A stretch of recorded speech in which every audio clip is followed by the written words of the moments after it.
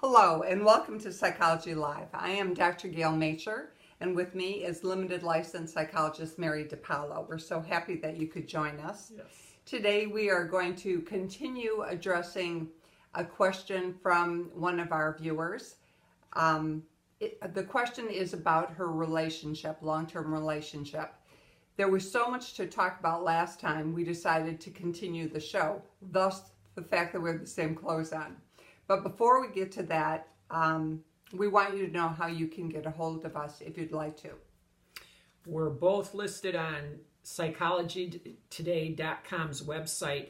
They have a Find a Therapist icon, and you just type in our zip code, which is 48167, and we'll pop up. And you can also reach us through Dr. Gail's website, which is drgail.com. Mine is yourweeklysession.blogspot.com, and we have our Facebook group for Psychology Live.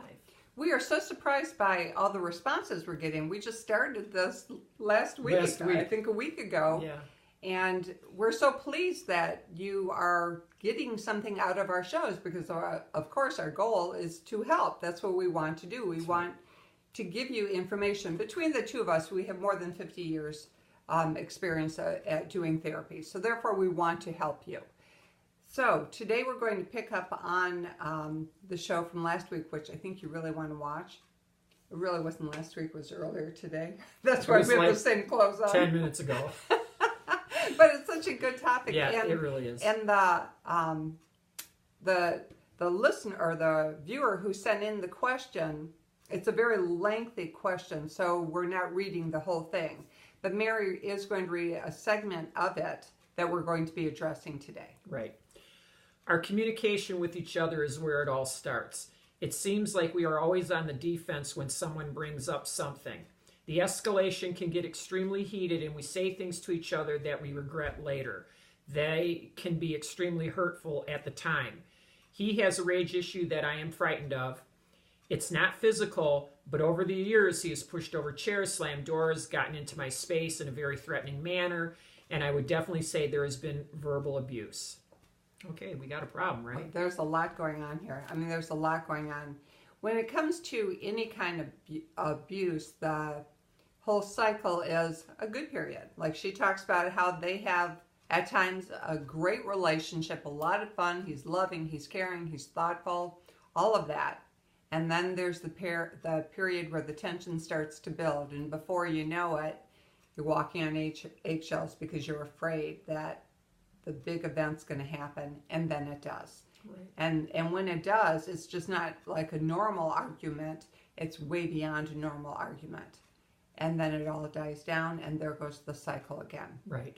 And when you have effective communication, it all begins with treating each other as equals, not as objects. And I know that may sound kind of weird for some people, like, what are you talking about? Hey, when you treat somebody like an equal, you are respectful of who they are and how they are, their attitudes, opinions, beliefs.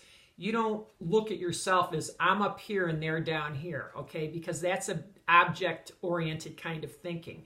You have to treat one another as true equals. You have to respect each other, and you have to honestly exchange information and care with each other and be able to comfortably identify how you feel, what you need, what you think about this or that, and you have to be able to express it appropriately, okay? In all these years of doing therapy, probably a third of my practice has always been marriage counseling.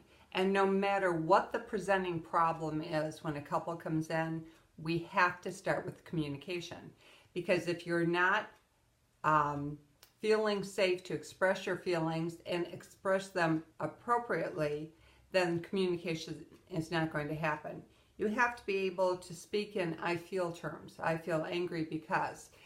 If your conversation or the dialogue is you, da-da-da, you, da-da-da, the walls go up. Right. If it's I feel, put in a feeling because, and the other person agrees to listen, that is the basis of good communication, being heard and speaking genuine feelings. Most of the time we are not speaking genuine feelings.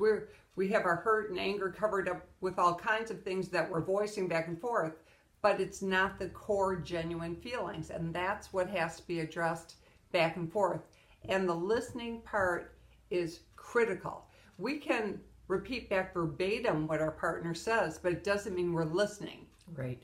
And one of the things that we teach in therapy is that when someone's words or actions instantly offend you, where you feel instantly angry, instantly scared, or instantly confused, you get to say, oh, I just saw that, or I just heard that. Can you explain to me what you meant by that? Or, oh, that's interesting. Why did you say that? You're not accusing them of anything. You're just asking them to tell you what motivated them to just say or do what they did without judgment attached to that question. Which is very different than saying, you just said, and you. Or I know why you just said that. You're just trying to, get me mad. Anytime you do the finger pointing, it's just not a good thing. It turns into like a whole bully thing that doesn't work. Right.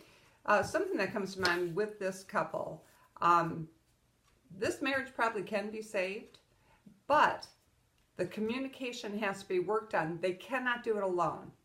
They have to find a good therapist who really knows how to do marriage counseling and help them establish a pattern of communication that matches up with who they are today, not, as teenagers or in their early 20s when they got together, but who they are today as adult people with respect and kindness. Right. And one of the great mistakes people make when it comes to that whole communication thing, they think that they can read each other's minds because they've been together for so long.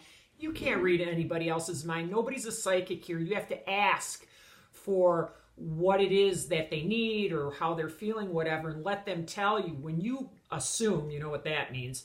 You cannot assume anything about anybody. You have to ask. And don't you find so many people are so afraid of just being, rigorously honest with each other. They won't say the truth of how they feel or what they're thinking.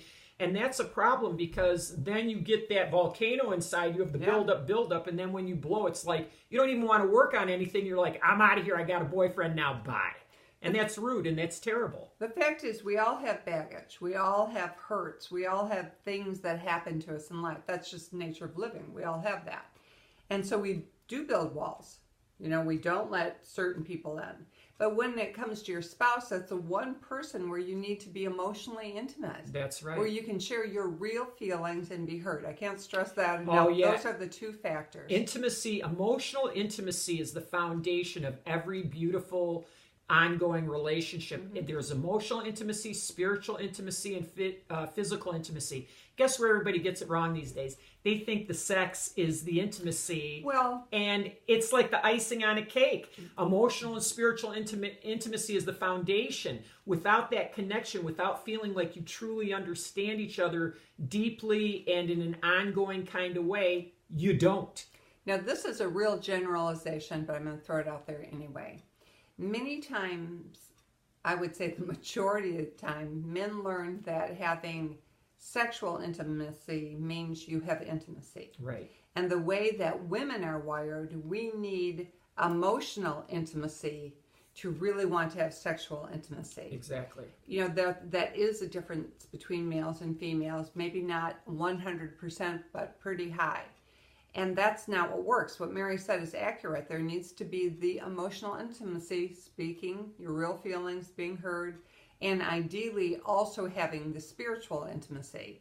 If you can have a God-centered marriage, boy, that changes everything, because then you're loving your spouse to honor God, not just to love your spouse. A lot of the Christians I see in therapy will talk about that. Even if you don't feel like loving him or her, you do because it's what you're called to do.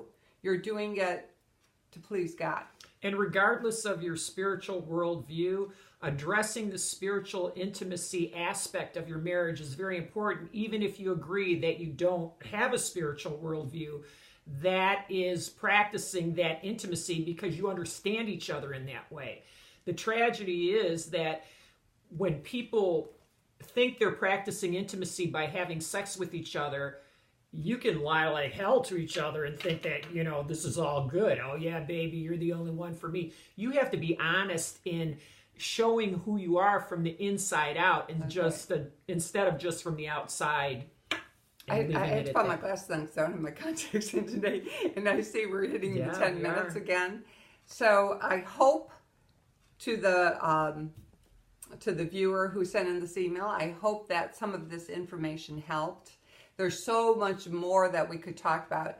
And in the future, we will be talking more in depth about communication, codependency, domestic violence, all kinds of things. So that also will be helpful to you. But I hope that we helped you. And I hope there are other viewers who were able to get some information that will help with their relationships. And remember, if nothing changes, nothing changes. And goodbye from Psychology Live.